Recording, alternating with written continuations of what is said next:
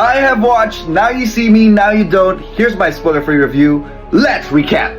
After nearly a decade, the Now You See Me franchise has finally found its way back to the big screen again. And this is definitely the grand return we've been waiting decades for.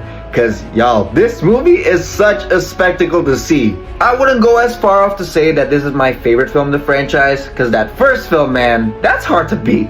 But this definitely does beat the second by a pretty large margin, I say. Cause this film is just so surreal, man. Like magic itself, this film is such a spectacle to see. The amount of tricks and effects used in this film are just plain amazing. Yes, at times you can really feel some of these are really heavily reliant on CGI, but the film makes it a part of the magic, and so it really feels implemented well into the movie. I also really like the story here. The movie does great, in my opinion, bringing back the Horsemen and also bringing in these newcomers into the film. Really loving this Gen Z versus Gen Alpha mentality. It's such a highlight of the movie. Yes, it is quite the Hollywood cliche, but somehow it really does work in this film. Horsemen were as cool as ever, though time certainly has taken its toll on them. They're still pretty much in their prime.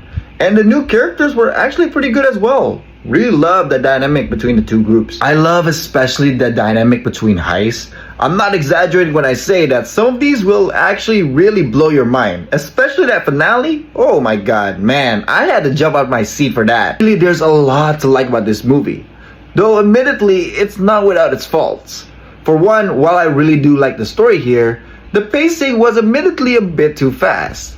Magic here is definitely a significant part of the movie, but at times it does really overshadow a lot of the emotional parts and drama of this film. Another thing I wasn't really too fond of here was actually the villain of this movie.